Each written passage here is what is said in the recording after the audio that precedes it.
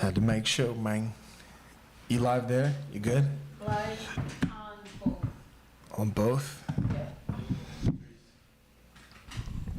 I told her she didn't have to, but you know, it's okay if you want. Let me mute the fourth mic. Ujjayi, and welcome to the Gator Gates podcast. We're back with you guys, another episode, another week. It's good to be back with you guys. We appreciate you guys for tuning in. We hope you guys continue to tune in, and we hope to continue to see you guys every week, and we hope to be back with you guys every week. Before we get started, I'd like to acknowledge all of the ancestors that are standing behind all of us and this great work and everything that we're doing here, part of the KEPTA organization, and particularly the ancestor that founded the Earth Center, Demnabla Musa Mora Dinabig, and the sacrifices that he made and everything he did to really kind of open up the doors back into the ancestral culture as we know it, and all the other forces in the non-material that are standing behind this great work, and all the powers of nature and all the deities and all the other forces. We would like to acknowledge those forces before we get started. But with that being said, my name is Tutip Samahekwa Demir. I am your host, and I'm here with your co-host, Kajizrim Inside Kapta, and your guest, Andrece Brady. I didn't want to. This is the thing, is that I've been struggling with Andrece's name, so I was like, I'm not even gonna try. I'm just gonna leave it to her to say it, because you know, it's always better to let somebody else say their name than you try and say it and then you butcher it. But we're lucky to have Andrece today. We very much appreciate you coming on the show. It's good to have you. Thank you. And we, like I said, we always do our best to kind of leave the conversation on camera as much as possible, because we don't want to necessarily, you know, take away from what could happen on camera. So the few things that I really know about you, I know a little bit, is that you're from Newark, but you have also spent some time traveling through Africa. Mm-hmm. So can you tell us a little bit about what kind of spurred your travels and what kind of pushed you to say, you know, I'm going to Africa and I want to go? Because you've been to a few different countries in Africa, which is, people normally when they go to Africa, they'll be like, you know, I'm going to Ghana, mm-hmm. I'm going to go to South Africa. They go to some of the more commercially or westernized, some of the more commercialized or westernized places, but seems like you went to some of the more cultural places. Or so what kind of prompted you into traveling to Africa? Well, first I just want to say who I am and what it is that I do. So I am a visual artist, an art educator and curator. That's really like heavily involved in community and creating space for a community of all ages to engage in creative expression. So that's what I do, and I got an opportunity to go to Angola to participate in an artist residency in 2022. In April, it was for International Jazz Festival. So I was able to go because of what I do and because of like my resume and all that I've done. I was kind of hand selected to go and do some workshops with artists out in Angola. And that was just for like maybe 11 days that I was there my first time, which was in April of 2022, and then I got invited again to go back out there in November of 2022, where I ended up staying for 6 months. So really, I just kind of, I mean, I've always known that I wanted to go to Africa. I had, like, you know, countries on the list, but kind of just divine timing and alignment of, like, who I am, opportunity presented itself. And I went to Angola, like I said, for 6 months. And then from there, since I was there, I was like, you know, I want to travel and try other places. So I had a friend in Ethiopia, and was also able to travel to Ethiopia, where I stayed for 3 months. And Did then, you do the dance? you know, I learned a little something, and I went to some cultural shows. So, you know, I didn't get a lesson, but I could see. But yeah, so I think all in all, through, like, being an artist and, like, a community artist, that's kind of what allowed me to travel to Africa. So was it the art that made you stay 6 months? Because you said you went for work initially, Yeah. but then you decided to stay. Well, I went for an artist residency. So initially, when it was proposed to me, it was, hey, we have some residencies coming up. We have some projects, some art shows that we want to put together. We would love for you to come and be a part of it. So originally, my trip was supposed to be for 3 months. But the organization that I worked with, or that I did the residency with, was American Schools of Angola. And so it's a school as well, but they also have a residency program that's originally started through UNESCO, but then they kind of took it on and created their own platform within that framework. So Is UNESCO still involved in the project? Because you said, like, they kind of took it on. yeah, so just a little background. The artist residency that I was a part of is called Resili Arts, and at the time it was a global, like, movement that UNESCO initiated because of the pandemic, and because they wanted to make sure that artists were still getting paid during a time where, you know, activity was kind of, like, shut off. And for artists, that's a very Only during the pandemic? They weren't worried about us getting paid outside of the pandemic? Well, listen, I really am not going to get into the politics of it, because, you know, I have a lot to say about that as well. But I mean, you can say it. Granted, you know, you got to take the opportunities, and if y'all are going to be paying for everything and for me to come out there, then absolutely, that's the only way that I would have, you know, been able to go. But yeah, so through this residency program, I was able to teach, curate, and also just be an artist and create artwork. Okay. I always like to ask artists, what's your drug of choice in terms of artistry?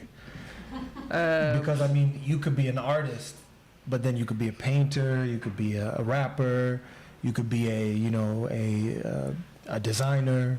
So what's your normal, I don't want to say normal, but what's your preferred drug of choice? Because a lot of artists can be multifaceted.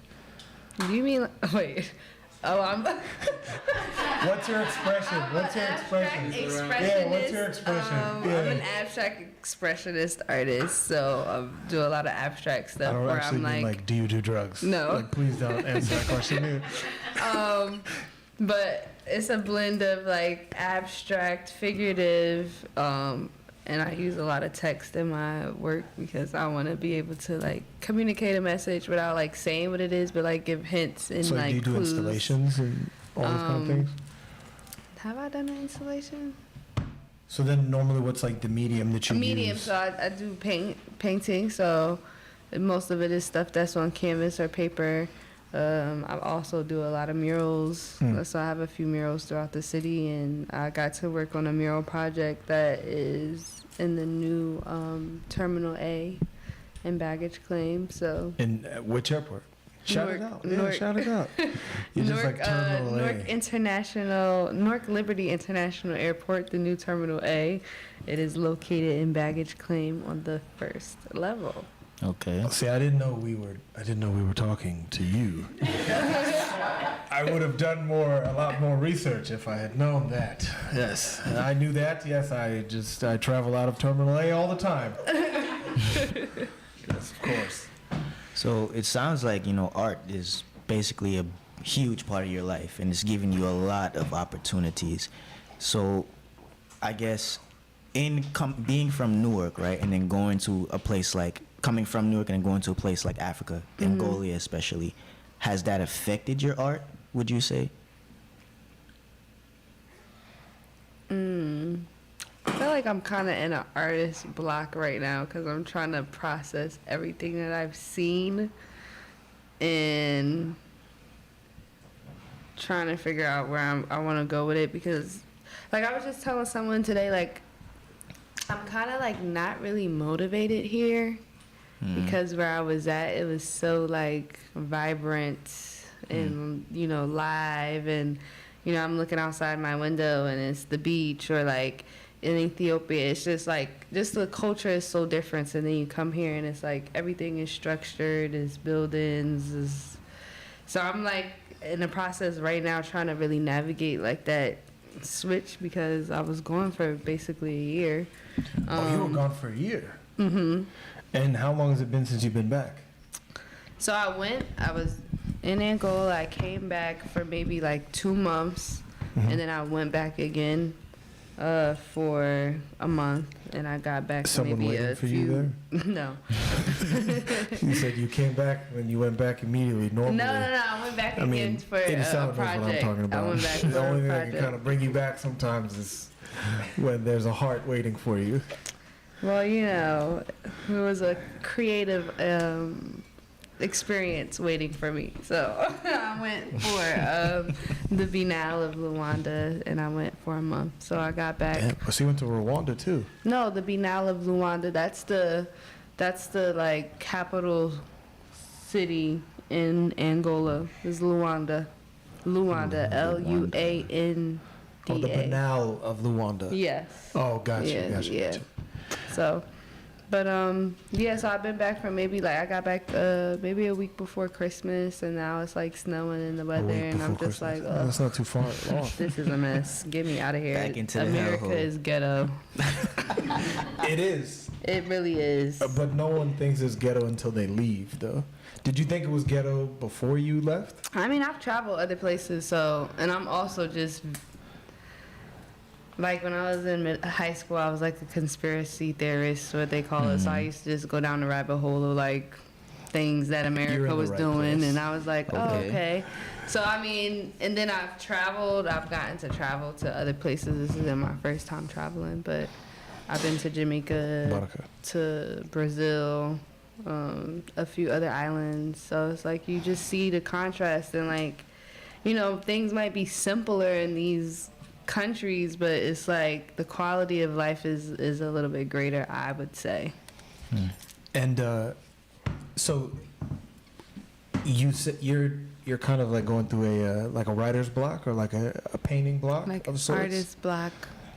Like Or what, not yeah. only that, it's not even really just an artist block. Like, it's just, like I said, trying to process everything than just personal life. Like, you know, I didn't plan on leaving for a year, so then coming back and, like, everything is kind of just backed up, and trying to navigate my personal life, and then trying to just readjust to America, and then, like, do I even want to be here? Like, so it's just, I'm trying to, you know, really, like, figure it out. And then maybe, you know, obviously create a plan. And so, like, I'm in that phase of, like, brainstorming and trying to figure out, like, where is my next pivot. Okay, so in your travels, right, you said you notice America's not it. Like, it's not it at all. Out of the places you traveled, which one would you live in? And why?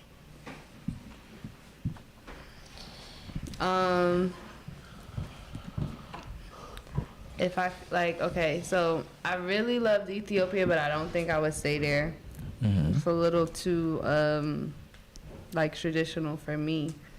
But I like Angola because they have, like, a very vibrant art scene, a very vibrant art community. I'm an artist, so maybe I can't say that about Ethiopia. I didn't really get to, like, tap into the artist community in the way I did in Angola, so I think that makes a big difference for me because, like, in Angola, I met all of the artists, was really tapped in.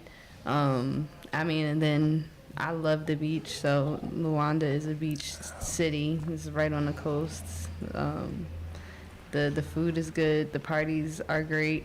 They have like very vibrant culture, like of all kinds of music, jazz, house music, their cultural music. So I would live in Angola, but they speak Portuguese, so.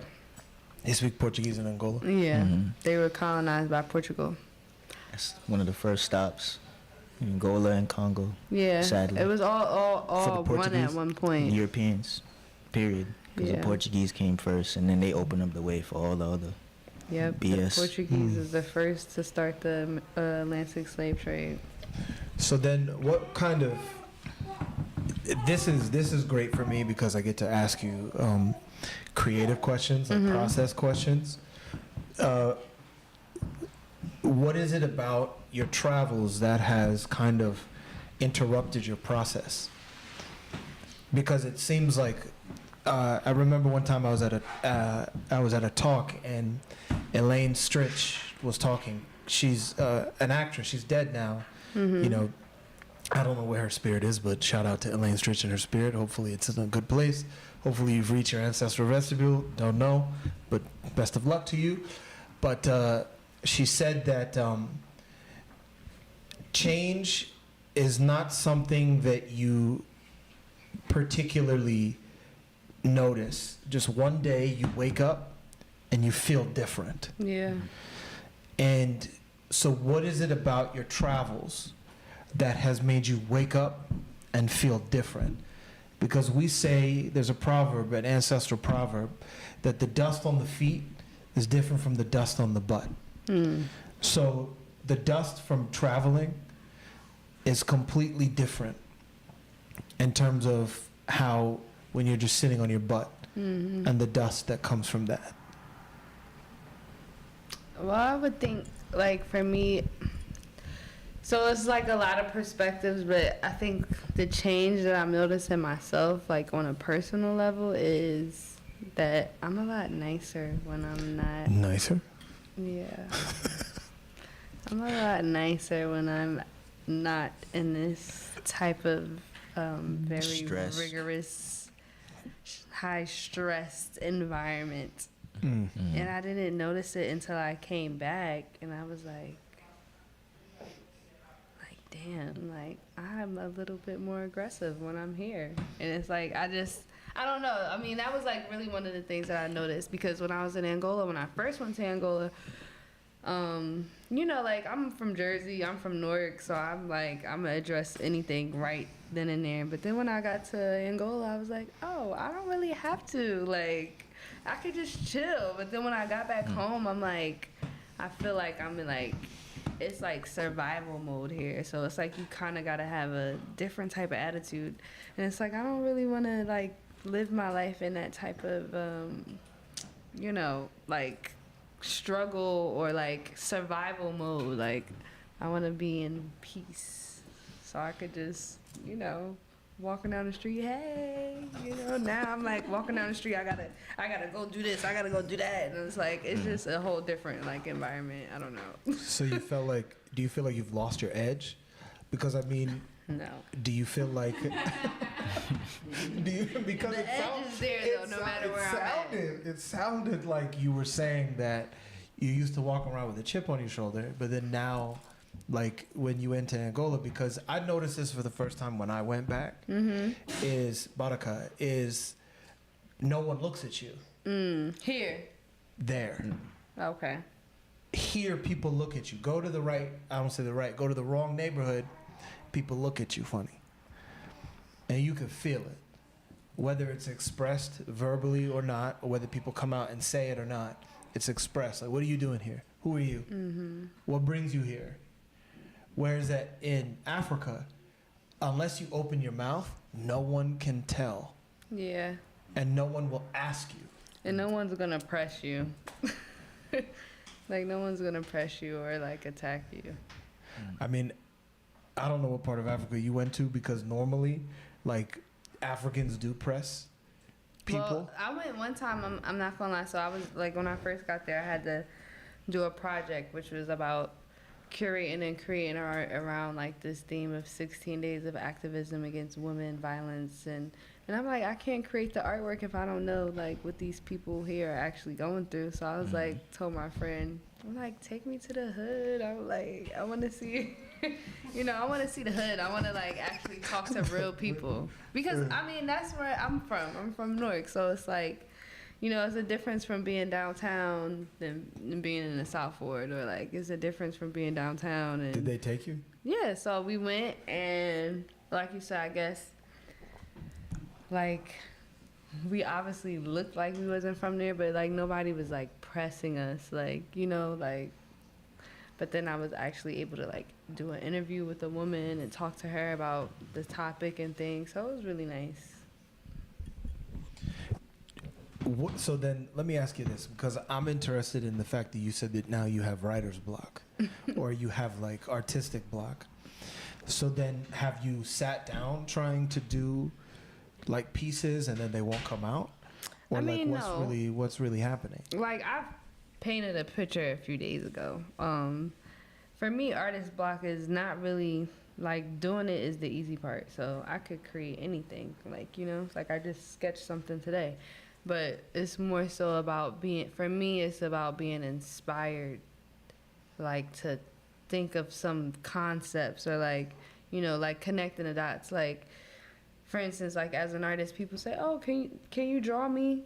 Like, yes, I could draw you because technically I'm trained and skilled to do that, but I'm not motivated by that. So it's like more so like just trying to figure out my motivation, or like in this time, like what is my message that I want to communicate in my art. So I'm trying to figure that out. That's like the disconnect at this time. So then it's almost like to me what it sounds like is that like you've come to a point where you're not sure conceptually where you're standing. Yeah. And then being not sure where you're standing conceptually, then it's sort of like maybe the methods of the way you used to do things are difficult to find you. Because I mean, as an artist, like the process of inspiration to me is when like the things find you, and then when they find you, you're sort of like, oh, there's that there it thing. is, and then you just go.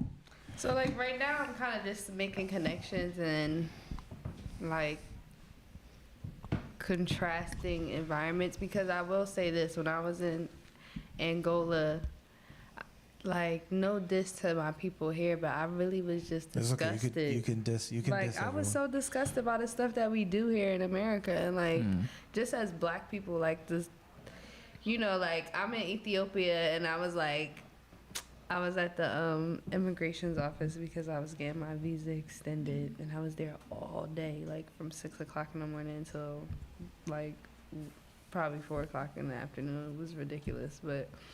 So I'm just sitting there, and I got time. I'm scrolling, seeing like what's going on social media, and I think that was the first time I heard like the Sexy Red song, and I was just like, which Sexy Red song? Pound Town. And I was just like, I don't know who that. I know who that is, but I don't know what song that is. So what song is Pound Town? Nah, you try to. I really don't know. I really don't know. You trying to set me up? No, I'm not. He like, what you want me to sing it? Listen, I'm laughing because I genuinely don't know. Well, listen, I'm not going to get into all of that. But either way, I'm it's just assuming like. it's about getting fucking pounded? Yeah. Because it's called Pound Town? Yeah, it's just. So, as I'm hearing it, I'm just like, this is like. It's like I be having to catch myself, because it's like I get it. Like I know that I'm offended some that you women. think I listen to Sexy Red. First and I didn't foremost, think you keep listened going. to Sexy Red. But I would assume that you might have heard, a little snippet of the lyrics. No, what makes you think I'm out here looking for Pound Town? This is stuff that you don't have to look for. Like, you know what I'm saying? No longer do you have to look for these things. Like, they're just on your timeline. Whatever, but Not I digress. Yeah, I don't know. Not Keep necessarily. going. But anyway, like it's just certain things that I would like be observing that is like it's not really our culture, but what it's our culture like portrayed on the. I was like, this is a mess. Like, look at us, just looking ghetto. So I want to go back to something you said You that wanna was move away from interesting. Pound Town? No, I want to stay on it. But something you said was interesting. But now what you're saying is also interesting. You said in Ethiopia it was a little bit too traditional for Yeah. you, but at the same time you're looking at America or how Black people are functioning here in America, and then now you're saying that ain't it either. Yeah, like we So- don't have any like real standards, cultural Like standards. I think they've kind of died out. But I mean, I feel like it's about a balance because I'm the type of person. I'm an artist, so I like to have fun. I like to be serious, but I'm not gonna ever just be on one or the other extreme. So it's like it's gotta be for me. Like I need to be in a balanced environment where it's like, oh, today I want to try this. Today I want to do this. So it's just like for me, Ethiopia is very like religious and very traditional, and like my friend that I was staying with was like very like I'm not drinking, like I'm not, and it's like I'm visiting, like I'm trying to see what's going on, you know, in Ethiopia. I mean, aside from all of the historical and cultural things that I've learned, it's like, you know, you want to go to a place and you want to experience all the, you know, nightlife, food culture, like, well, for me personally, like art, like what are the artists doing, like what's hot and hip. So I feel like that was just the only like thing that I really didn't get to like tap into. Did you feel like you found it? Like, do you feel like you really were able to kind of, because me personally, I feel like the art scene in Africa is different. Yeah, I mean, In that, like, people may not call it art. Like, so do you feel like you actually found it? well, like I said, damn, I'm not trying to diss You can say Ethiopia. it So with- anybody you can that's say it watching with your this chest, yeah. that's Yeah, it's Ethiopian, gay, please, yeah. I want to just say that I really love the culture. I love the food.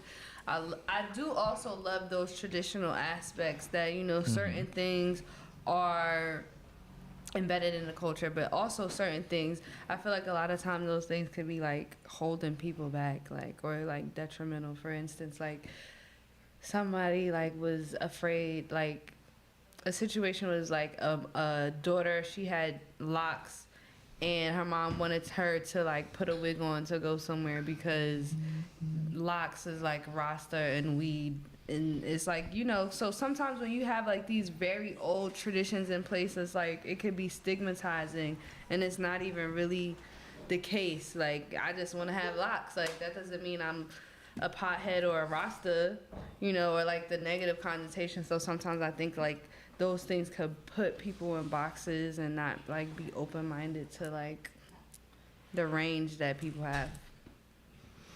Okay, so it's more like, you know, you just think the culture there in Ethiopia was just too strict for your liking. Yeah. Okay. But I That's- had fun. I did have fun though. Like I had some good moments, but, you know. I mean, that's fair. I can understand that, but oftentimes I think when we travel to places and we go to see like other cultures, we always in some way kind of like want to bring home with us. So would you say you doing that, like, do you recognize that you do that? You want some kind of, you know, oh, this is kind of comfortable for me, like, Yeah, 'cause- you going out finding it. Would you say that the problem with Ethiopia was that you couldn't find that there? Well, it wasn't as easy for me to find out, right? Like when I was in Angola, I went for an artist residency, so I was already like day one introduced to the type of people that I want to be around, which is artists, singers, musicians. Like when I was in Addis, it wasn't that easy to navigate because the culture is just different. Like, and I didn't go there specifically for an artist residency. I just went to visit. So I think that's the difference. I think towards the end of my stay, like I started to meet more artists and kind of get tapped in, but at that point I was leaving. What was your question? So my question was really, in going to Ethiopia, right? Noticing that, okay, this is a little too strict for me. Was the problem that you didn't find that familiarity? Yeah, I think that was the problem. I didn't find the familiarity, but I think also like just a challenge for me because even like when I first got to Angola, sometimes I would just be like, I'm literally not doing anything. And I think just like being here, we're so used to just constantly having something to do, or even if it's just go to the store or go to the mall to walk around, like it's always things so accessible to do. And like just me as an artist and what I do in the community, like when I stepped outside of that and like, oh, I don't have anything to do today at all, like I'm just here, I have free time, like it was really hard for me. But I think that's also just like, I also realized like what it means to be like American. And it's like, you know, for me when I travel, when people are like, oh, you're American, I would literally hate that. Like, you know, because I'm black. Wait, they said that? Yeah, you know, because I'm black. I'm black, and you black people, because of everything that's happened in this country, don't usually want to be like associated as American. I don't know, but that's how I feel. Like when I go to different countries, I'm like, I'm black. Like I want to make it known, like, okay, yeah, I'm from America, but I'm Black American, and that's a little different than just American culture. Mm-hmm. But then when you get to like these different places, you start to realize like, I might really like culturally have some American tendencies. And like I was going places and like, where did I go? I think I like asked the question, but it was like such a dumbass question. It's like I had to check myself, like, okay, you're not in America. Like this question might be a little like, this is not relative to what's going on right now. Or like you have an expectation because you are used to having access to certain things. So I think like when I was there, I really realized like, okay, like kind of breaking down that mentality and like also just being okay with things being different. Okay. Okay, so you said something really interesting. You said that like, I'm trying to remember the exact way you put it, but it was almost like there's kind of like a stigma attached to being American. Mm-hmm. Like, what did you notice about this so-called stigma to being American? Well, they think that because you're from America, you're rich. You know, just materialistic. And it's like when you do look, it's like, okay, like I might have stuff on that look, but it's like I got this from the beauty supply store. Like this is $1, you know, but it's like out there, it's like, oh my God, like you got this, you got that. And just, I feel like we have access to things. Jewelry? I mean, like, you know, like I like to wear jewelry and like accessories, but I'm like, this is like not even that expensive. So you're saying they tried to look at you and rob you for your jewelry? No, I did not say that. But what I'm saying is because give it up. Dollar General. I mean, someone did try to rob me one time in Brazil, but I'm gonna tell that story after. And I had to show them what's up. What did you do? But what anyway. did you do? You were like, look, it's really like 3 pesos. And then they're like, oh, okay, it's okay, we don't want it. No, but I'm just saying like the access to things, right? Like having access to things, no matter what the price point is, looks completely different in another country. You know, like yeah, I got this outfit from the thrift store. Like you know, it's like I look good, but this did not cost me that much money. But it's the perception is different. Like you see someone with a Nike T-shirt on in Africa, it's like, oh my God, like how much did you pay for that? And you're like, I got this from the thrift store. You know, so it's like certain things like that. It's just a little different. Yeah, I mean, it's not that hard to get Nike stuff. It may not be real Nike stuff, but it's not that hard to get. It's the bikey. Yeah, it may not be hard. I was looking at someone's shoes the other day, and the Jordan was backwards, and I was like, yeah, that's, and it was an African person, and I was like, yeah, you know, it's not that hard to get Nike stuff. But the reason why I ask is because it seems like there's a. Oh, this is my mom calling me. Hey, you want to pick it up? I'm gonna just text her. She probably like, where are you? I see your location. Oh, she sees your. No, that's good. You share a location with your mom. Mm-hmm. That's good. You said her mom is the best.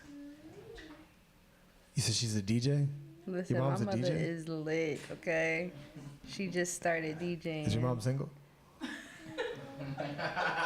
This guy. Well, I mean, Listen. there's elders that are single here, so I'm asking for the elders. I'm not asking for me. Okay. Well, in that case, yes, my mom's single. Oh, now your mom is single? Oh, but if it was me, then you wouldn't have approved? Not at all.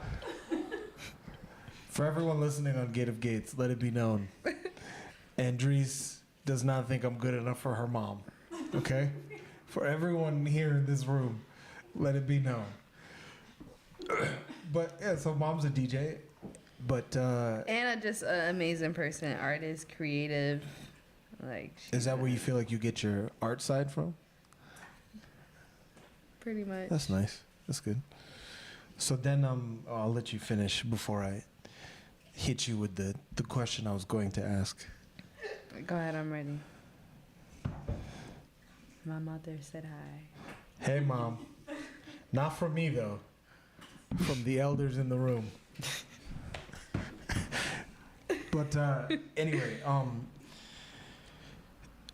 because the interesting thing to me is that, like, I don't think people really understand or kind of know the stigma that kind of comes with being American. Yeah. And then when you get, like, because people will say it, and you'll be like, ugh, why is everyone generalizing about being American? And then you get outside of the country, and then someone does something American that you have to now take credit for, like Sexy Red and Pound Town. And then, like, you're sitting there and you're like, oh, God, like, this is something that I have to maybe associate myself with. Mm-hmm. And then you realize kind of like how everyone's actions kind of become a reflection of the collective, whether they're your actions or not.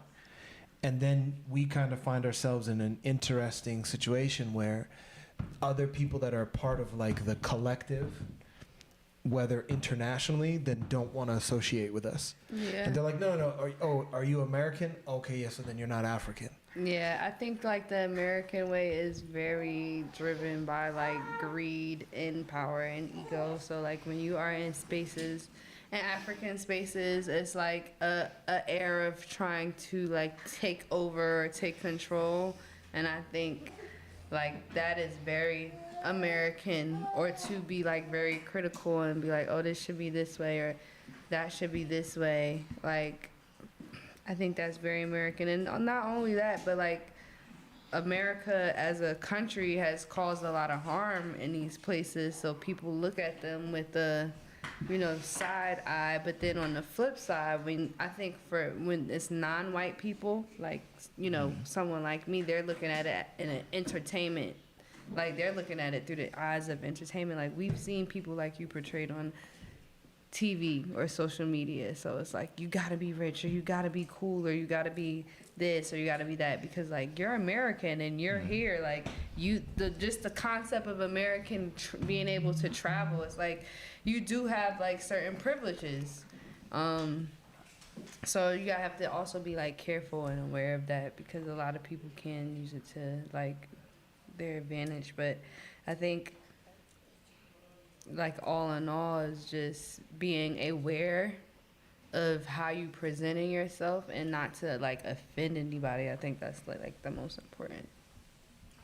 Do you feel like so what kind of topics does your art center around?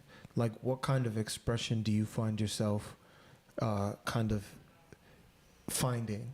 Well, I like to tell stories. So these are some of my slogans, just as an artist. So I have like a piece, and it's multiple pieces just out of this one slogan. But like, real niggas cry too, or street soldiers stand up. Things that like are a call to action. Then in my own personal life, my first solo show was titled Black Pussy Power, which was Pussy Power. Pussy Power? Black Pussy Black Power. Pussy? Oh. Difference. It is a big difference. It's a difference. But, What's the difference? It's a big difference. What's the difference? But I want to know how far from Pound Town it is. It's very far. Is it far? So I'm gonna just 2 stops on the train, 3 stops, 4 stops, it's 5. like it's on the other end of the train. It's on the other side of the city. You gotta ride the whole train to get from Pound Town to Black Pussy Power. But anyway, but that was like me as an artist, kind of like examining my relationships and sex and how I feel like as women, that's one of the main things that we could like get in the way of our power and take away from our power, which is relationships and sex. So I created. I'm so sorry to interrupt you. Can you pull up do you have some of your stuff online that anybody could pull up and put for the viewers? Yes, you can go to blackpussypower.com and some of the featured pictures. Wow. Oh, wow. There's a website? Wow. Yes, there is. Pull it up. And We'll some of the put featured artwork is the disclaimer before, like for adults only. Is it something like that? I mean, it's nothing wild. It's a safe space. I just need to know I'm for letting our you viewers. know. Yes. I'm not asking for I'm me. gonna let you guys know what it is. Okay, so, because once you said that, yes. Philip in the chat, D. Shazor was like, "Did she bring photos?" So I just want, okay, we have a chat. we have a chat. So I hope you don't think I'm out here asking for myself. I'm Got it. show me black pussy power. Like I'm asking Yes, for our it is. viewers. And that's me and source of knowledge. So we're rooted Source in of no three. knowledge. We're rooted in three pillars. So let me just tell you the three pillars. I said it. Come. The first one is black. So we believe in uplifting the black community and elevating the black conscious. That's really what it's rooted in. That's the type of person I am. So obviously then we talk about pussy. This is about creating a safe space for women to heal and talk about sex, have real open dialogue about sex and traumas and pains and how we can move forward as a community sisterhood and move forward. So that's really what it's rooted in. So the things that we've done is we have women only poetry nights and women only events that are for us to talk and heal. And Just then the last part put the link in the chat. Just put the link in the chat. Yeah, because and then the last part is power. So we are here to dismantle white supremacy. Like when I think of black pussy power, I think of like, you know, Pam Grier and Coffee, like fighting drug dealers and, you know, creating space for women. Coffee? Yeah. Coffee? What coffee are you talking about? Coffee, that's a blaxploitation film with Pam Grier in it. Or like Foxy Brown when she's like fighting off the drug dealers in the community. It's a specific character from the 70s with the blaxploitation films where they would encapsulate the modern society or so that's the character's name. The figures of white supremacy. Oh, that's the movie's name. Coffee, and then they would fight them. Okay. Yeah. Okay, so that's very interesting. Black pussy power. Got it. Yeah, you know, the name is very alarming, but I mean, I felt like it needed to be something provocative. So then at what point do you think, because now I want to know, like, when you're sitting down and you're coming up with your artistic pieces, like, how do you come to the conclusion between what's provocative and then what's ghetto? Only reason why I ask is because I feel like everything has a taste level. Sexy red. It's a difference between, you know, damn, I hate to use a white person as an example. And just you're in a safe space, okay? Safe space. You can but say whatever it's you a want. difference between, like, you know, Rose posing for Jack on Titanic than you just busting it open. Like, it's, you know, it's a difference. It's about taste. It's about how things are like curated, right? Class. Like, it's about the class element of it. So it's like, I'm not promoting like, you know, whole shit, but like, let's, yeah. The only reason why I'm asking is because, you know, like Well, I mean, like, who is really being politically correct and using the V word? Like, who and what interactions are y'all like saying vagina? Oh, vagina? Yeah, like for real. that's considered politically correct, vagina? Yeah, but I'm just saying, like, in what interactions in life are you saying like that word? when you talking to your You significant mean like in other. everyday speech between you and somebody? Or if Yeah, you're I'm talking trying- to your significant other, is that the word you're gonna use to describe like what you want? It might be another nickname. It don't have to be, but you know, like let's like really be like really like honest here. I mean, I don't know.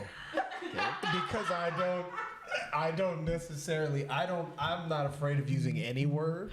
So I don't Okay. even know what's politically correct and what's not But I'm just politically saying, correct. most people don't use the politically correct word. And then even when Andre 3000 just dropped his album, I was like, he gets it. Like, he literally titled a whole song. What's the title of the song? The slang word pussy rolls off the tongue far more easier than, it's a long title, so I gotta wait for it. Rolls to- off the That's the tongue. whole song. That's the song's title. Yes, with far better ease Uh-huh. than the word, than the proper Then the proper word vagina. vagina. Do you think? Do you agree? That's the name of the song? Yeah. It's 13 minutes long? Yeah. And that's the album he released where he's not singing. There's no lyrics, just him Yeah. playing the flute. But when I seen the title, I was like, he gets it. Like it rolls off the tongue far more better than Pussy, the proper vagina. word. I don't know. I can make them both work.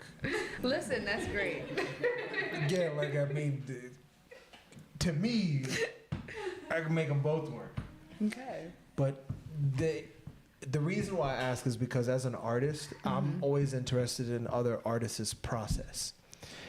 So my process is usually like, I try to find a balance between allowing my art to come from a place of pain and joy, because a lot of times, like for me, it's like I gotta feel it. Like I really have to like get something out. Like I can't live with this inside of me. I don't really know the words, so I'm gonna paint it. Catharticism. Yeah. I can't talk today for some reason, but I try to find cathartic, it balance becomes a cathartic process. so that it's not always something that's rooted in like trauma or pain. So it's really just a practice, I feel like, because a lot of people are talented, but you also have to be able to like sharpen your sword and challenge yourself to paint even when you're not really like thinking about anything. That's why when you asking me about artist block, it's not that I'm not painting. Like I painted something the other day. Like I can do that with ease, but it's just taking it to another level of like conceptualizing the overall like message that you want to communicate. Is it not up to your standard? Because as an artist, I struggle with the pieces meeting the standard. Yeah, but I kind of like stopped having a standard, because you could go to the museum and see a piece of anything. Like there is no I real feel like you were going standard. to say something else, but you didn't. Yeah, but there really isn't any standard. I feel like you just have to be happy with it yourself outside of standards. Like, is it something that you visually like, and then that's it? Or like, I had to kind of talk myself into like just being proud of just pushing through to create something. Like I might not like everything, but it's like I saw it through. Like I saw the creative process through, so that in itself is like an accomplishment. Obviously some pieces look visually better than others, and I might decide that I want this to be in an art show, but I think it's really just a process of like, even when you don't have motivation, just still pushing through. But oftentimes for me, it's like I'll find a story or a concept that I want to push, or like I said, I'm really rooted in like pushing the narrative or like a message. So then I'll have whatever that message is, and I'll just play around with it and like just keep trying to push it. So you're saying your message changes based upon whatever it is you're painting? Yeah, but most of the times it's rooted in like a call to action. So can you give us some call to actions that you like? What's your favorite or top 5 favorite call to actions in all your pieces? Damn, top 5. Or top 3, top 2. It's fine. Well, Street Soldiers Stand Up. I feel Street like Soldiers Stand that's one that I do a lot. Like I got a mural on Avon Avenue, and that's one of the things that I wrote. Street Soldiers Stand Up, because it's like y'all out here in these streets doing all of this other stuff when y'all could be protecting us. But that's one. Real niggas cry too, because I feel like men need to express their emotions, and they're often told, "Oh, real niggas don't cry." Like, Yeah, no, real niggas do cry. real niggas cry too. That's like Yeah. that's one of my You cry? messages. I'm a real nigga, but I don't cry. But I've seen other real niggas cry.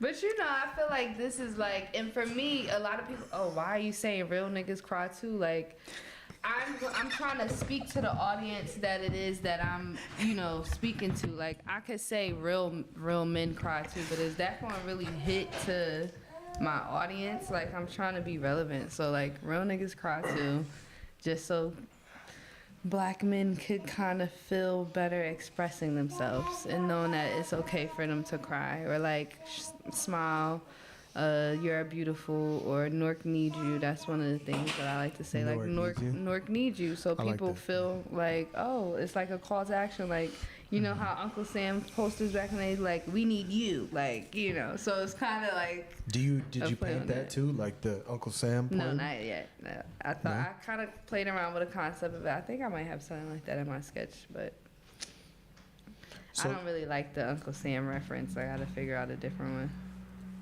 No, I feel you. I mean, I think like the interesting thing about some of these pieces is that they're like, just from what you're describing, it sounds like it's taking stereotypes and kind of turning them on their head, even with the Uncle Sam. Like, Newark needs you the same way that like Uncle Sam needs you, and like kind of pointing it out and putting it on the individual to kind of sacrifice themselves for the so-called greater good or the political agenda of the warmongers of the time.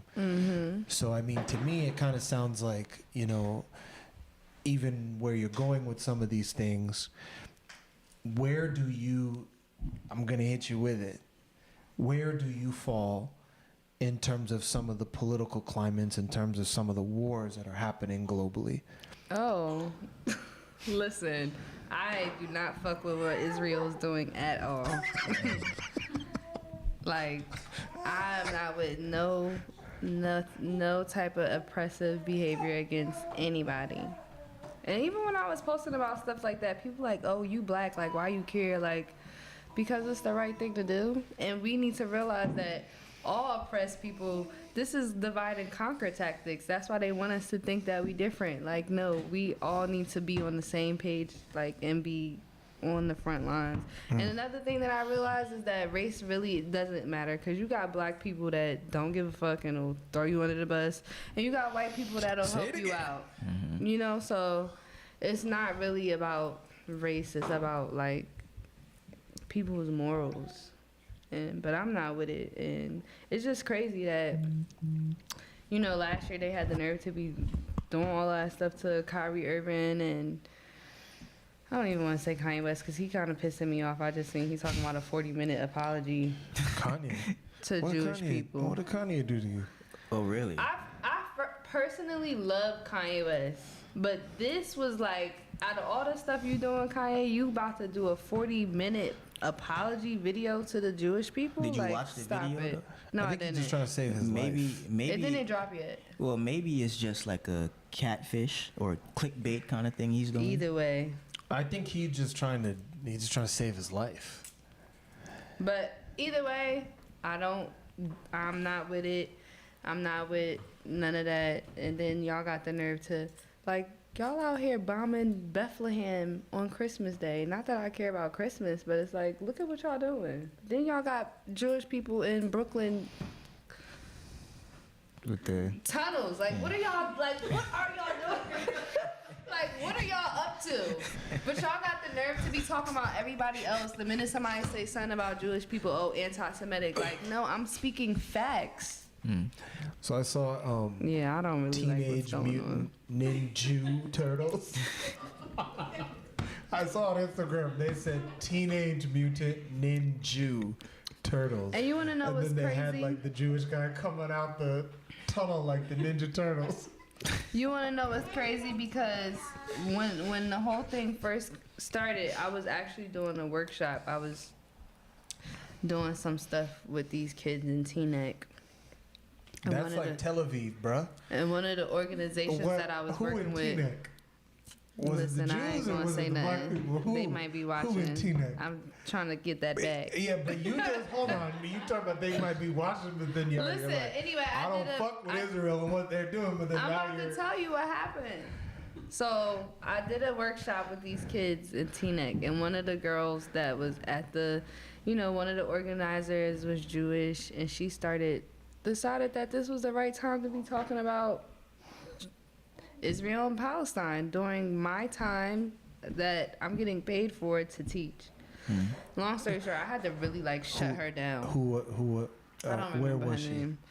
I mean, where was she from? New Jersey, Teaneck. She's Jewish. Okay, thank you. And she's just talking to me, going on and on. And then what really got me is she said, she was like, being Jewish is a race too. What? And I was like, I was like, I'm going to keep it professional, but I had to figure out a way to just shut the conversation down. And I was like, well, I'm not very well informed on the topic that you're speaking on, but what I do know is that the first Jewish people were black. And she was like, but it's like, come on now, stop the lies. She was just shook. She was just like, and I was just like, just stop. Enough is enough. When did Jewish become a race? Man, listen, and this is the only last thing I'm gonna say.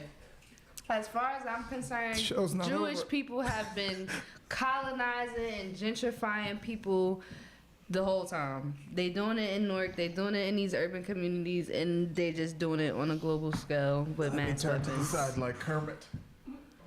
I'm just saying. Look at all the Jewish slumlords in urban communities. Well, It's true. I'm not mad at it. I support it. Yeah. Let me ask you a question, right? Do you ever see yourself relocating to Africa, or do you find yourself wanting to stay here? The more and more I think about this concept, I realize that us as Black people in America, we need to really take ownership of America, because I started to do some research, because I'm like, maybe this whole idea of them telling us that all Black people came from Africa, it's not really sitting right with me. And when I started doing my research and, finding out where some of my people from, it's like I got ancestors that are from a town in Virginia called Clover, Virginia. It's never been incorporated at all, which means it's not really a territory of the U.S. And then I started doing more research, and it's like, oh, these people led an intense massacre against European settlers, and it's probably why it's never been incorporated, because they couldn't gain control over that region.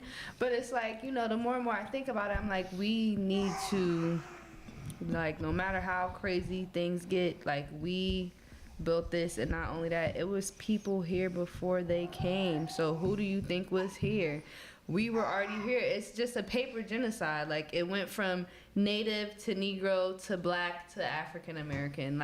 I really think that a lot of us were already here. Of course, all origins of life trace back to Africa, but I'm just talking about before European settlers came to America, it was already Black, brown people of color here. So I'm actually just been thinking about going down south. I think, especially with all of this gentrification and people moving, Black people need to be moving down south and getting back in touch with their roots. That's just what I feel. I mean, yeah, I would love to continue to travel and be able to travel to different African countries, but the more and more I think about it, it's it's really nowhere to run. And then because I'm just so passionate about the community, it's we need people that's going to be able to be here and lead the revolution. So then you feel when you say we were here before, you mean can you give me more context on that? Like, what like do you mean by we when were George, here before? what's his name? Christopher Baraka. Columbus. Christopher Columbus came here. It's not like he came to empty land. It was people here already. Like there were people here. They had their own civilization, own way of life, and not only that, Christopher Columbus stole all of that information anyway to come here. The Moors and Africans had already been traveling to the Americas. Like, look at the temples and the pyramids that are in the Americas. Like, people have already been here, so they did not come over here and discover anything. Like, there were people here already. People of color were already here. You know, Christopher Columbus never actually came here. Oh, where did he go? He only made it as far as the islands.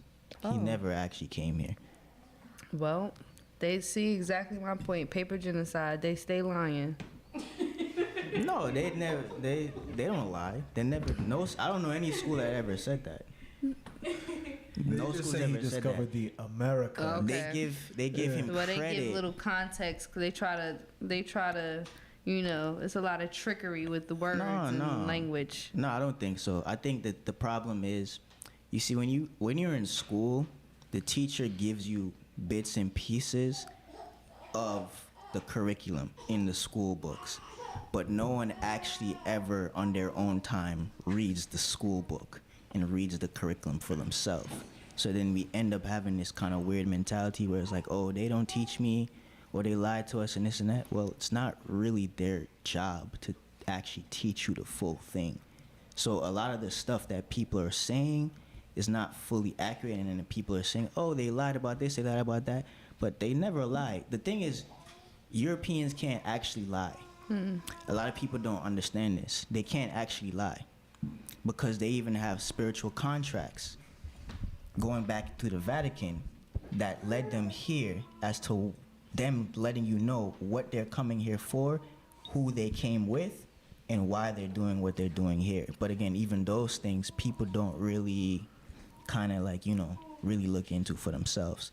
And, you know, I've heard that argument before, and it makes sense if you're looking at that argument from the perspective of somebody who's not fully deeply looking at that argument.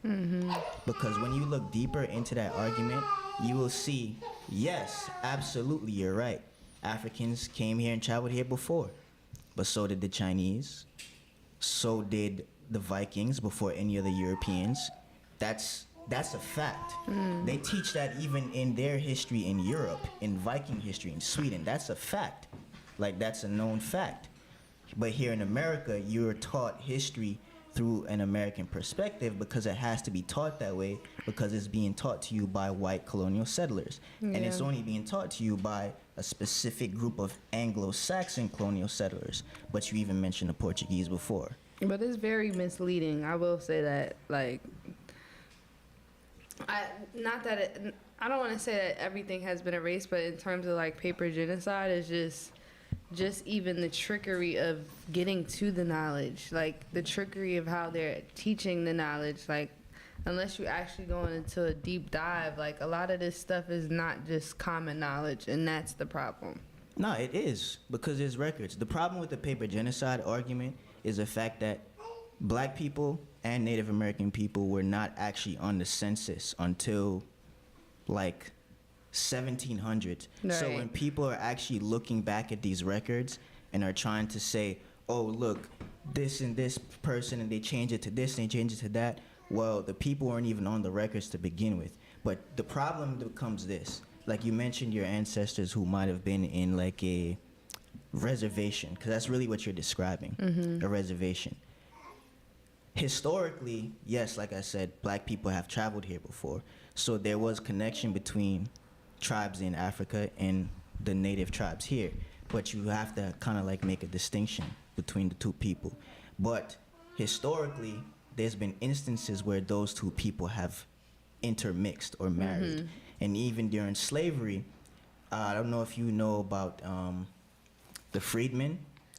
So the freedmen, what they really are is escaped slaves, or people coming from Africa who ended up being or intermarrying into Native American tribes in the South or in America. Okay. So then those people have a mixture. So the mixture of the people that are produced is different than saying those are the original people. Yeah. And that's where a lot of people are getting confused. So if I'm part of that mix and then I go and I register at the census now because now I'm actually considered human, I might put that. Yeah. I might put that down, or I might put that I have that ancestry.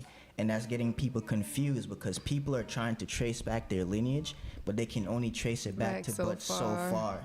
Yeah. And then you now build a kind of like a false identity based on that paper work. But then it's weird because you're trying to say it's a paper genocide, but it's the same papers that you're using to justify the genocide. Yeah, but then the reason why I say paper genocide, because if you look at the timestamps of where things started and where records started to actually like be taken, it's a big gap between what happened prior to that.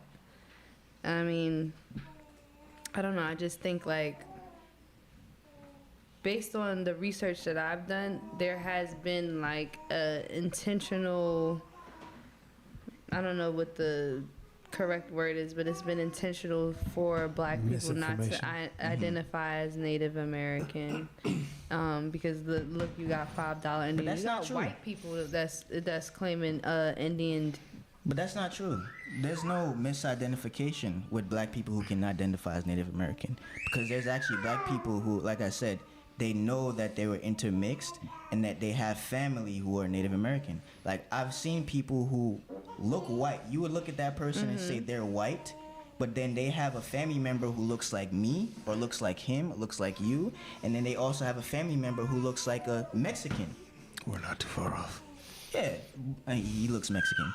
But what I'm saying is, Yo quiero Taco Bell, I am Mexican. those people, right?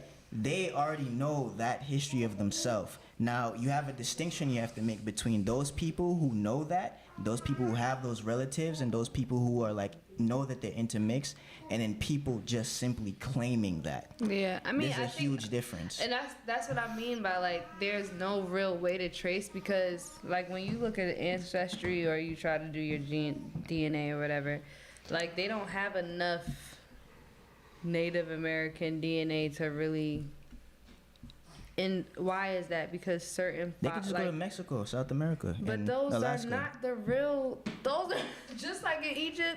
Them not the real Egyptians. Those are not the real Native Americans. Like me The personally. Mexicans?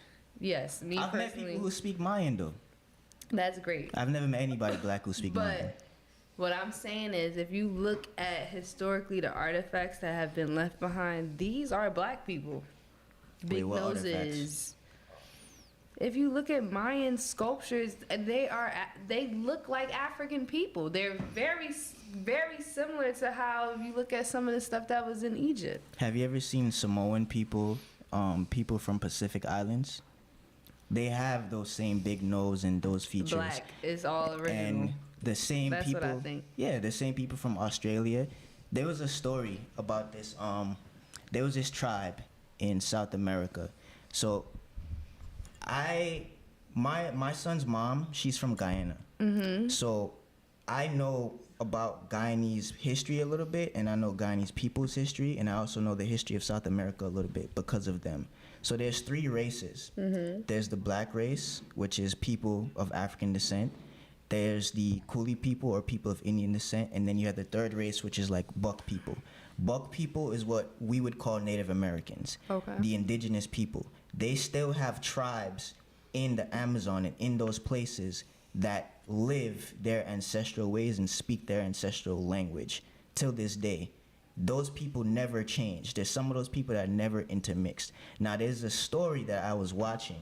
It wasn't even a story, it was a documentary about these group of Europeans going into those villages, those secluded villages, they call it untouched or untapped, which is a little crazy because you're there, but whatever.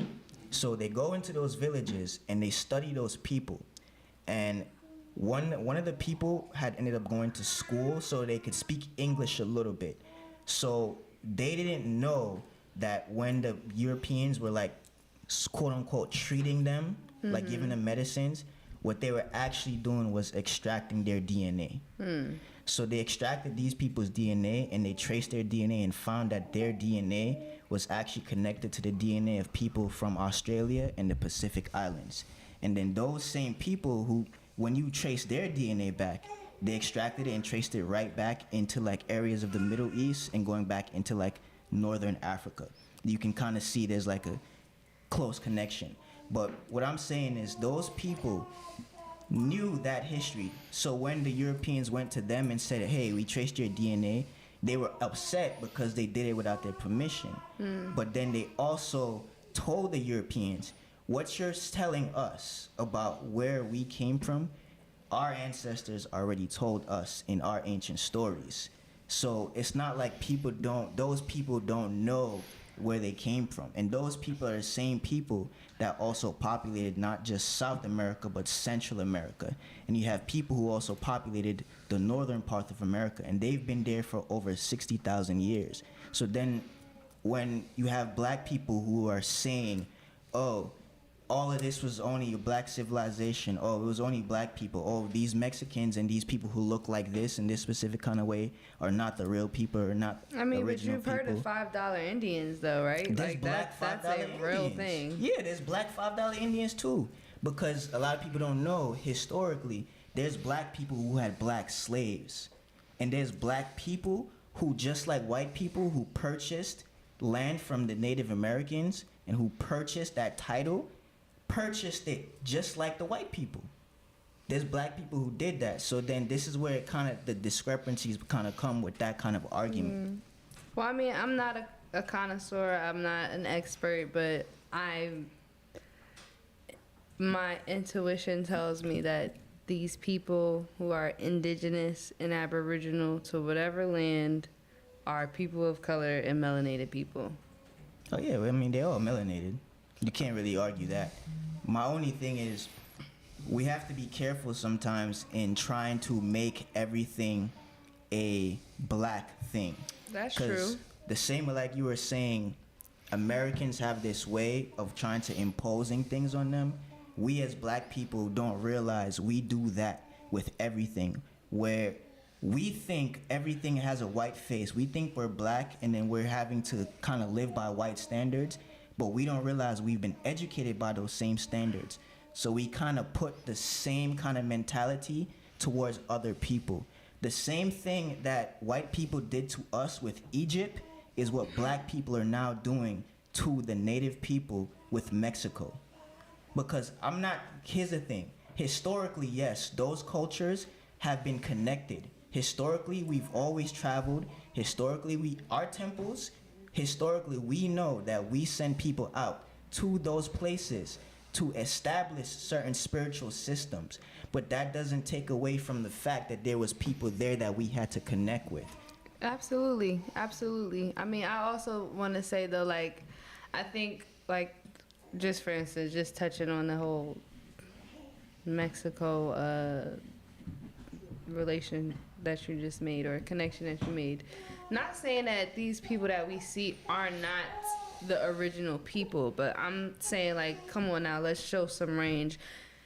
Like, I just love black people. I love black culture, even though, like I said, everybody is not for the cause, but I love my people, and I think that a lot of times we've been cut out. So not saying that people that we see now aren't Aboriginal, but I'm saying show the black people or the brown skinned people that's Aboriginal as well. That's really all I'm saying, because it's like we gotta really, like, also a lot of this stuff is colorism and colorist, and we have to identify how are people in the sun and not tan or like brown. I don't know. That's just me. But Wait, what do you mean by that? How are people in the sun what I'm saying is, like, when we talk about the concept of $5 Indians or the Indians that we see today and how they look more Mexican, right? My thing is we need to also show the range in that, and that's where we're not showing the range. Like, it's not just this is what it looks like. It's also, it could look black. It could look mix. Like, you could be native and be a range of things, but I feel like when you look at native, it's always a lighter image, and it doesn't really show the range in what a native person from anywhere in the world could look like.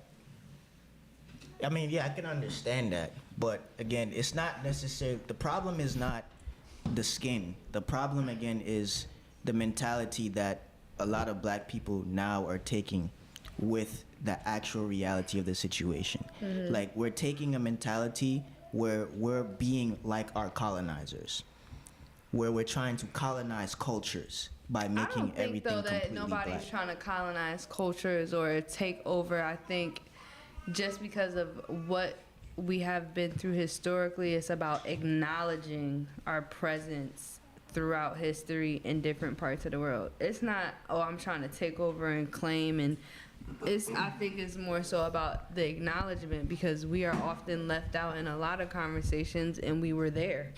Yeah, but personally, I don't think we should care, because if we know, and the world actually knows, that the first people on the planet was black, that black people went all over the world, seeded civilization, all of that, why does it matter that we need the acknowledgement of others to make, just to what, to make us feel good? The concept of giving people their flowers while they're here. But we're always here, and we'll never not be here. Here's the thing. I get it. People want to be recognized. I understand that. But at what cost? And at whose expense? It's the same, again, I keep having to bring it back to this. It's the same thing that the Europeans did in quote-unquote so-called Egypt. Because it's like, well, we were there too. Well, I mean, well, I don't think so, because we can never be like that extreme in that, like, I'm not, me or the people that's like thinking like me, that's saying acknowledge our presence, we're not going to extremes to erase anything. You know what I'm saying? I think what you're saying about, maybe you're not, but there's a lot of people who are. Well, then talk to me, because I'm not, I'm not saying that. Like, I'm not going to the extreme, but what I'm saying is acknowledge our presence. And when we talk about Aboriginal people, we need to acknowledge the range. I don't like that word. I'm going to tell you why I don't like that word. Aboriginal? Because that word is actually an insult. Well, what's the proper word? Native? If you want to say that. I wouldn't say that. Y'all wouldn't use that either, because I'm from Jamaica, right? Mm-hmm. Technically, if me and you and him go to Jamaica right now, they're going to charge you guys different than what they're going to charge me, because I'll be known as a native of the land. No, you're going to go to Jamaica, they're going to see you, and they're going to know that you are not, you don't live in Jamaica, you're from a different culture, and they're going to charge all of us. No, that's not true, because when I went back 2 years ago, that's what happened, and I went with somebody else. Well, I've been to Jamaica a few times as well, so I got a little experience. Yeah, that's what's up. But the thing is, I know how to operate and switch, because I already know the culture. I already know the keys and what to say and how to say it. And plus, even if I even want to flash my ID, like, look where I'm born, they're going to charge me different off rip automatically. So, but my point what I was trying to make is this. They would say, oh, he gets native price. You guys might not hear us say that. But until I open my mouth, nobody would know. Not necessarily. No, we necessarily tell. Because I've been to places and people always think that I'm from wherever I'm at. I've been to Jamaica and people think until I start not talking patois, they like, I thought you were from here. Yeah, but even if once you speak, that's it. We can tell. The point I'm trying to make is this. We have something called a native price. This is my point. Not about native price. This is my point. Until I open my mouth in certain spaces, I could be anywhere. I could be in Mexico and people think that I could be Mexican. Yeah, so this is what I'm saying. Acknowledge the range. I could be in Jamaica and before I open my mouth, they'll think I'm Jamaican. I could be in Angola before I open my mouth and they know that I don't speak Portuguese. People think that I'm Angolan. I'm in Ethiopia and before I can speak Amharic, they think I'm Ethiopian. So who doesn't acknowledge that range? That's what I'm saying. Because if you go to Mexico, there's towns where there's African descended Mexicans. Who's not acknowledging that there? If you go to Ethiopia, obviously you're going to see blacks in Ethiopia. If you go anywhere around the world, you'll find black people. There's black people in Turkey. Yeah, as there who's should not be. acknowledging the range. So this is what I'm saying. Like, I don't want to get really too caught up on like terms and jargon. All I'm saying, and I'm gonna leave it at this because I want to move on to a different topic after this, is that when we talk about the reason, I think your point is talking about why black people are going so hard and they believe that they deserve acknowledgement because historically we haven't been. So we're just saying, Yeah, but by who?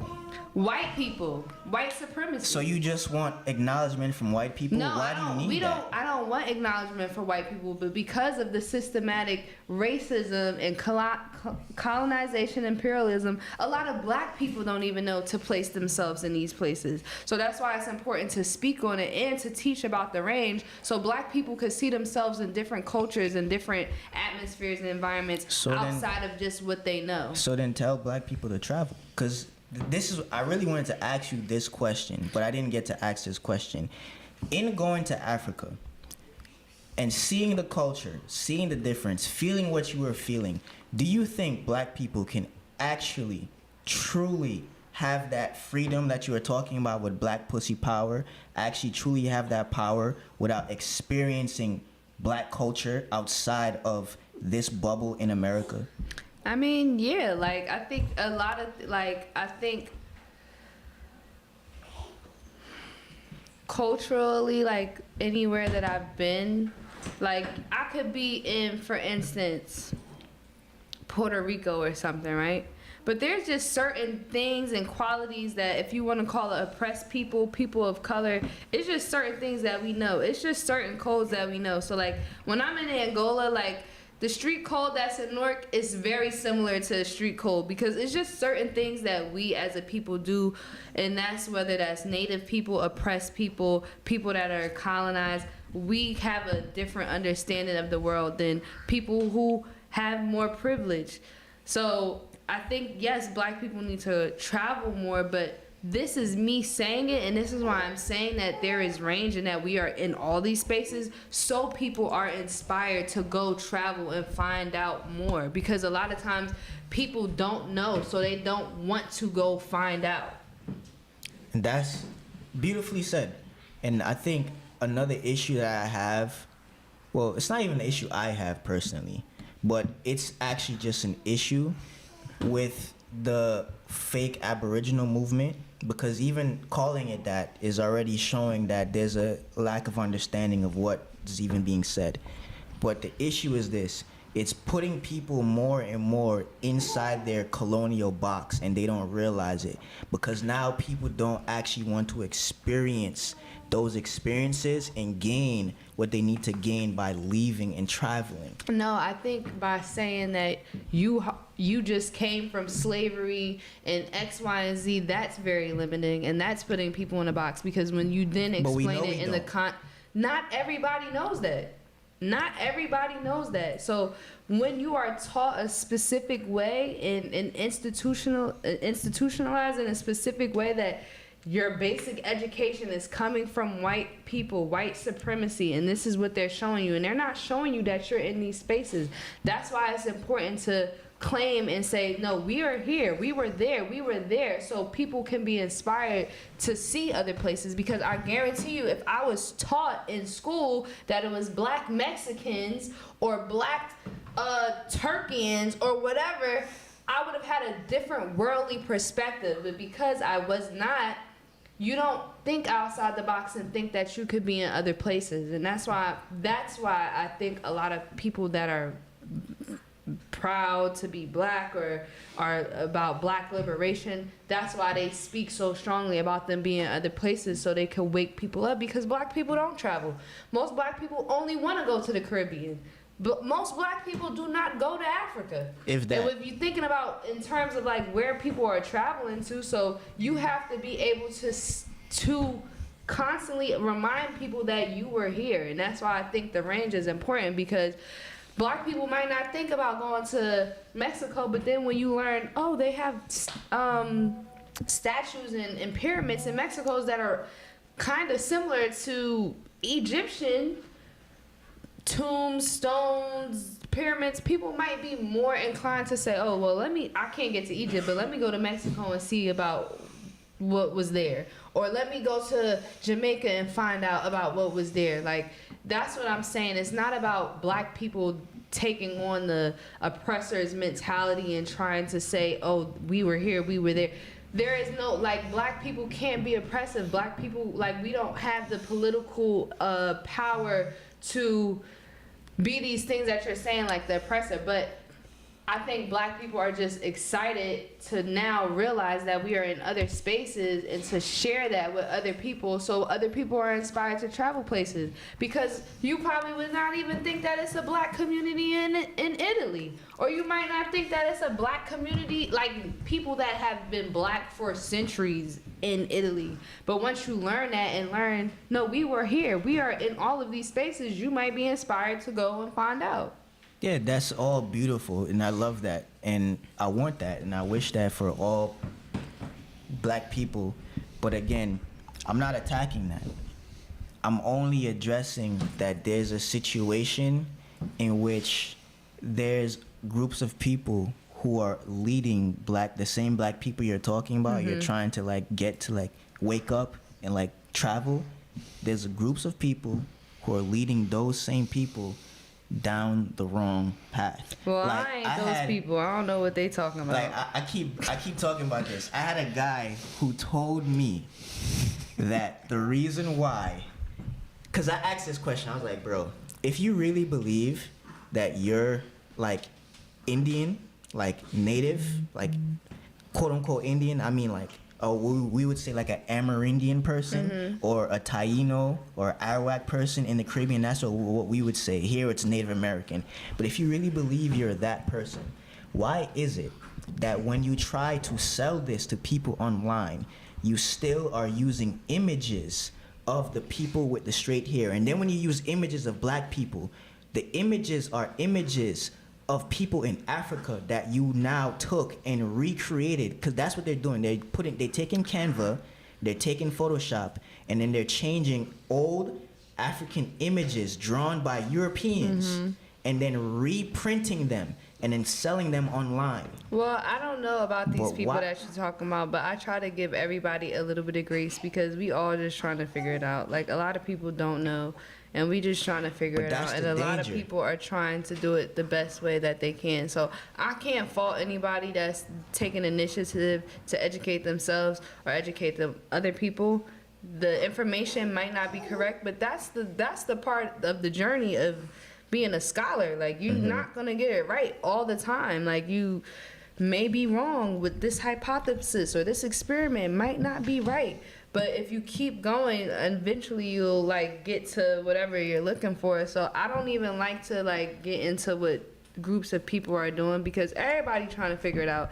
And that's why I'm saying, especially with black people, we don't know.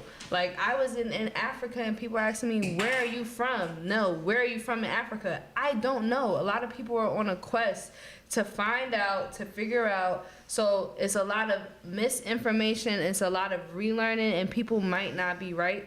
But I just try to give people grace. Like, I'm not knocking nobody that's trying to figure it out. So, what'd you say? I love these kind of dialogues. These dialogues are perfect. I'm just gonna say this, and then we gotta move to the questions in the chat, and then rapid fire, because I know you gotta go soon. And the thing is that just because you're late to the party doesn't mean the party hasn't been going on. Right.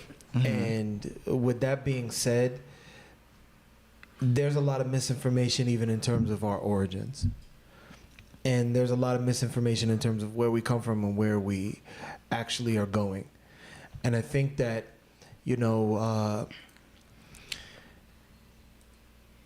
if we don't take the time to really sit down and think about where the powers that be would like us to go, then it's very difficult for us to figure out where we're coming from. Yeah. Because the powers that be want us to go certain places, and they want us to go certain places, or stay, or they want us to Because we feel this. Don't get it twisted. Right. We feel this, so they want Like, us to why stay would we here. leave America when we built this? Like, we got to be ready to fight. Like, if we want to see this thing through, like. So then I would ask you this: if we built America, and if we were here before, then what does that say about us if they came in and they took over? Listen, I think we are just a people that are kind-hearted and warm-spirited, and we want to share. And I think that's what happened in many places in the world, not just here in America, but in Africa as well. Like, we have a very warm, welcoming spirit that's everywhere that I've traveled, that's very common against people of color, and I think that has been taken advantage of. I won't disagree with that. But I also think, though, when it comes to America specifically and the kind of hold it has on our people here, like even people who come from the Caribbean and stay here, again, I've seen people say they would never go back to Jamaica. I've seen Africans say they would never go back to Africa, whatever country in Africa they come from.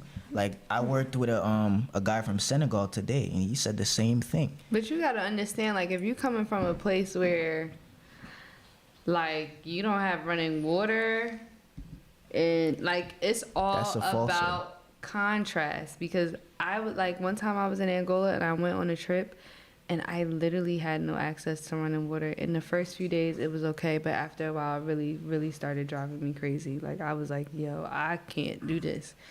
But, so this is what I'm saying about contrast. To have grown up in this type of environment, whatever the circumstances are, and then you come to America and you have, you have these quote-unquote false freedoms. Of course, people that come here are like, I'm not going to go back to Africa. Like, look at what's, like, it's just, like I said, it's perspectives.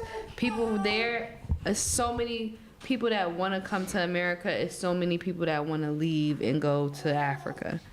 I think it's just people are very misinformed about one or the other.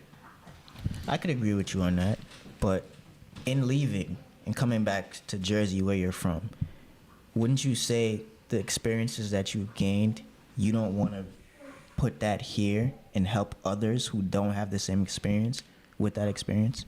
Yeah, which is why I'm like, you know, the concept of leaving and moving to another country, like, yeah, I mean, that's like a long-term goal. I would love to maybe have a house in another country where I could come and go back, but then it's like I'm very rooted in community, so I'm not going to just leave and abandon my people, whoever those people are. This is the same problem that we're addressing. You have people who would come here and complain about where they're from, but come here and gain access, but don't actually do anything to or to help community where they're from. But the thing is, I don't even think that people don't want to help community. I think when you have an idea about a place and then you go to said place and the reality hits, it's hard to really implement the things that you wanted to implement. So, like, for example, I'm going to put myself in the shoes of someone else. Like, if I'm coming from Senegal, like you said, and I'm like, oh, I'm coming to America, my goal is to make money and to send it back to my community and do that. But then when you come to America and you learn about taxes and then you, like, it's like a lot of stuff.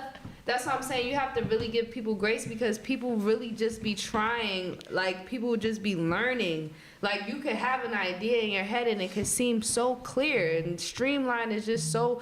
But then when you actually, like, get into it, it's so many other factors that have to be taken into account. And that's why I'm saying, like, people just need grace. Like, I'm really big on that, is like giving people grace because you really don't know. A lot of people have like very very wild ideas and wild dreams, but when you think about the reality of the situation, it's like, that's why I say a lot of people want to come here and, oh, I'm going to come to America, I'm going to help. But when you come to America, you realize, like, oh, I'm really working. I can't even send any of this money that I'm making back home because I have to survive and live here. And, like, I don't even have anything extra. I don't even have time for myself. So it's like a lot of people have good intentions, or the same situation where people might want to join the police force. Oh, I have good intentions, but it's just the wrong system. It's a trap. So With that being said, a word from our sponsor. Sauce Hot Sauce began in 2007 when a small group of students traveling in West Africa were trying to think of ways to support charitable projects. One of the students traveling happened to be an artisanal hot sauce chef, and right there, Sauce Hot Sauce was born. Since then, Sauce Hot Sauce has prided itself on making exceptional artisan hot sauces with high-quality ingredients to support good causes. We continue to do this with the best and the tastiest offerings of sauce flavors to date, with a focus on supporting displaced families in the Fada and Gourmet region of Burkina Faso with the revenue from our sales. Sauce Hot Sauce. Get you some. Sauce Hot Sauce. I need some. Where I could get it? It's right here. Don't worry. We're going to send you with a care package. Ooh. We're going to send you with a care package. Thank you. As long as you incorporate it in the next Black Pussy Power. Listen, we like- could have a whole. We could have No. a thing. We don't want to do Black Pussy Power, but we want to do something different. Listen, I have Yeah. other streams. We could do AB Arts, AB Friends, AB and Kids. Like, What's AB? AB, that's me. My name is Andrece okay, Brady, gotcha. so my signature is AB. I just wanted to know before you signed us up for something Yeah, else. no. AB and Kids is focused on, creating creative experiences for kids to creatively kick I'm back with and it. express.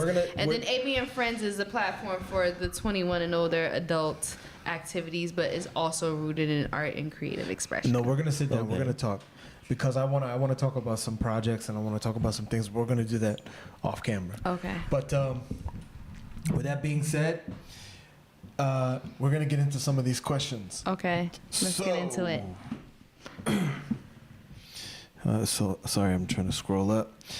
And I got like 10 minutes because Don't worry, we're gonna keep this moving. Did our ancestors? Yeah, sorry. You gotta go make a club appearance or something. hell no, I'm not going to nobody's No, club. you gotta go see somebody. Did our ancestors and traditional wisdom keepers anticipate the mass destruction caused by colonizing in this massive scale? Yes, they I did. think some people might have been hesitant. Like, I think some people might have because Who? I don't know. Like, I wasn't there, but but I can't. I'm just saying, like, I can imagine some people being very resistant. Like, for instance, when I went to Angola, I really learned about Queen Njinga and like how she navigated the Portuguese colonization of Angola and like the things that she did. So of course there was people that was definitely not with it. Mm-hmm. What was the question?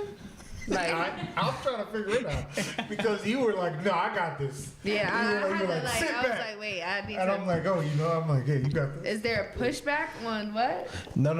We're actually gonna move on to Okay. rapid fire because of the time constraint. So I don't want to keep you here longer. I know you gotta go see somebody or you gotta go do I something. have things So, to do in the morning. Yeah, I got you. I'm not trying to keep you. So we're just gonna move on to rapid fire. So what rapid Okay. fire is before we get there Okay. is Kenny Bashu's gonna hit us with topics. Okay. And as he hits us with topics, we're gonna give our unfiltered, unadulterated perspective on these Great. I current can events. do that. That's what we want. That's what we want. So we're gonna jump right into it, and Okay. we're gonna give the floor to Kenny Bashu as he gives us the topic. So we're moving on to rapid fire. Kenny Bashu, the floor is yours. Ujai. All right, so first up, what we got? Netanyahu opposes post-war Palestinian state. Netanyahu, who leads a far-right government opposed to Palestinian statehood, repeated his long-standing opposition to a two-state solution. He said a Palestinian state would become a launching pad for attacks on Israel. He said Israel, and I Blood quote, clot. must have security control over the entire territory west of the Jordan River, adding that collides with the idea of sovereignty. What can we do? This truth I tell to our American friends, and I put the brakes on the attempt to coerce us to a reality that would endanger the state of Israel. So now basically what they're saying is that they came into a space, colonized it, imposed a state, and now are saying that a state of Palestine is dangerous to their existence after they have essentially colonized the entire land that they didn't even own. Yeah. And now they're afraid that people are going to strike back. Yep, pretty much. Nonsense. Message. The thing about this though that I find kind of troubling is that sounds like I know we talked about World War III already happening on the show, maybe not with you today, but we talked about World War III kind of already having the foundation set for it. And I think that we are going to be venturing even more into the territory of World War III with this, an overt World War III, because for Israel to say that, the world is not going to sit idly by and watch it happen. So I think that what that means is when you take an uncompromising position or an unflinching position and you say, from now on, this is what it is, and we refuse, and then that means that we're going to impose our oppressive behaviors upon our said oppressed, and this is how we're going to do it, then I think that what you do is you open up the door for other people to say, hey, enough is enough. And I think what's going to be kind of the straw that stirs the drink in this whole kind of global World War III soup that seems to be kind of brewing is the who becomes the next president of America. I think if Trump becomes the next president of America, I think he will say, hey, you know what? Good luck, Israel. I think if we get a democratic president, they might be more inclined to say, hey, you know, we'll ride with you until the wheels fall off. But I think if it's Trump, and it looks like it's going to be Trump, then, yeah. Interesting times we live in. Yeah. Very interesting times. Very, but just like I hope South Africa wins this lawsuit against Israel. I don't really think the lawsuit really is gonna do anything, or But it even matters. shout out to them for taking that step to speak out against the bullshit. It's true. That's a very big step for a country to do, especially an African country. Let's get to the next topic. Next up, on this one, we're going for Sexy Red. Oh. No, Wow. I'm joking. It's not Sexy Red. I was like, Pound Town. I have thoughts. Come on down to Pound It Town. is about Pound Town. Yeah. So, Pope Francis says that sexual pleasure is a gift from God, but also condemns porn.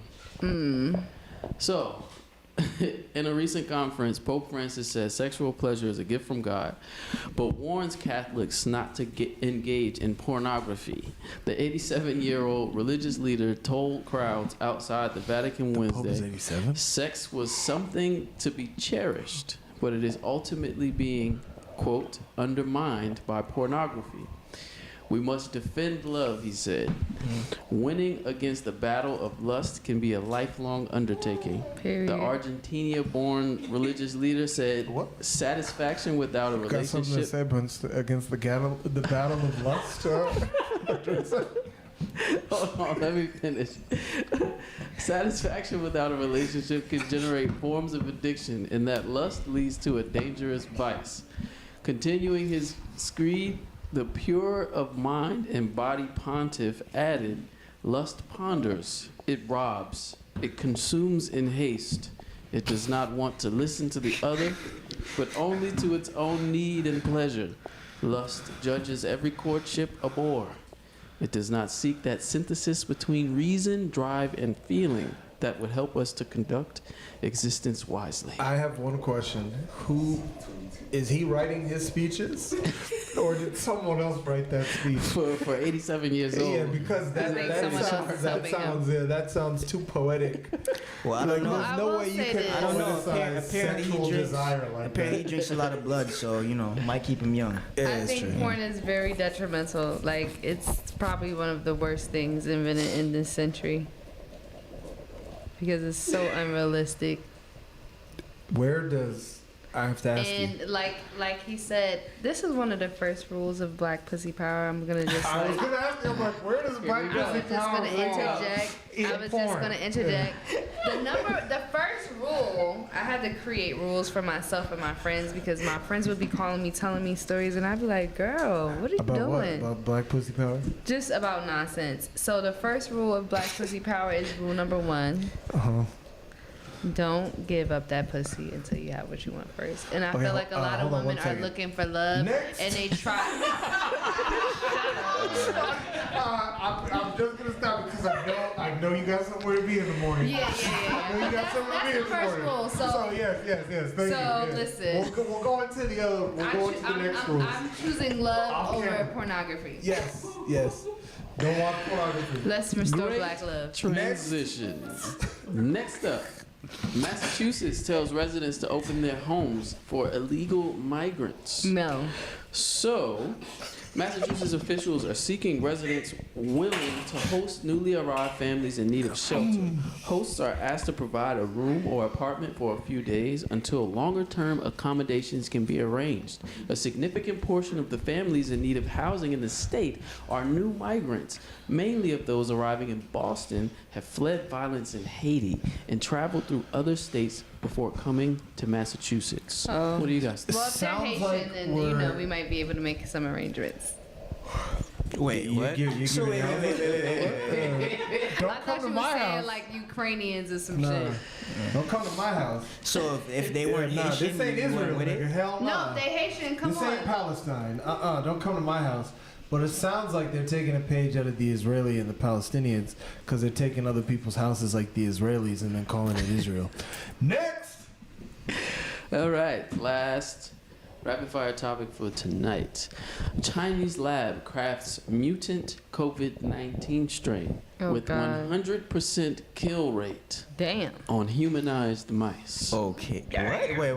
First of all, they Humanized already mice? created the first strain, so of course they would go back in the lab after whatever they was trying to do, then it What's worked. a humanized mice? Okay, I was gonna get to that second, but so a humanized mouse is a mouse carrying functioning human genes, cells, tissues, and/or organs. Oh, what a Humanized blood mice clot. are commonly used as small animal models in biological and medical research for human therapeutics. It's from Wikipedia. So basically, they take some human DNA and put it in a mouse. So, in a Wuhan-esque study, Chinese scientists are experimenting with a mutant COVID-19 strain that is 100% lethal to the humanized mice. The deadly virus, known as GX_P2V, attacked the brains of mice that were engineered to reflect genetic makeup similar to people. This underscores a spillover risk of this mutated COVID-19 into humans and provides a unique model for understanding the pathogenic mechanisms of COVID-19 related viruses, the authors wrote. The deadly virus is a mutated version of the COVID virus, a coronavirus cousin that was reportedly discovered in Malaysian pangolins in 2017, 3 years before the pandemic. Pangolins, also called scaly anteaters, are mammals found in warm areas of the planet.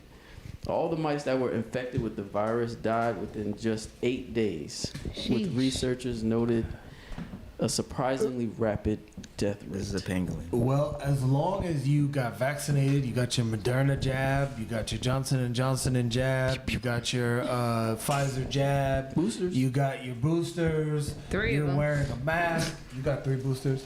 I don't have any boosters. Oh, I was like, damn. I was like, as long as you got your boosters, as long as you got your vaccines, as long as you believe in whatever the hell higher power you believe in, You're good to go. The modern society has got you. And this has been another episode of the Gated Gates podcast. We appreciate you guys for tuning in, and we hope you guys continue to tune in. We'll be back with you guys next week. Thank you for having me. We very much appreciate you for coming on. I hope you guys can you please give a shout out to how people can find you and your handles on social media? You can find me on Instagram at golden1. That's with a Q. So that's QOLDEN1, the number 1 _. If you would like to follow Black Pussy Power, it's Black Pussy Power with 3 S's, power, period. So that's me. Oh, and It's then if you want to support my art, yes, strictly art, my art Instagram is Andrece Brady, which is ANDRECE, Brady BRADY. Thank you for having me. We very much appreciate you for coming on and wishing you nothing but the best. We're gonna talk about some projects off camera. Okay. Because we don't want to. We don't want y'all to have too much sauce. Exactly, too much sauce. But with that being said, we'll see you guys next week. We appreciate you guys for tuning in, and very much thank you to Andrece. Thank you for coming on. Thank you. Okay, guys, it is so phasey. Make Make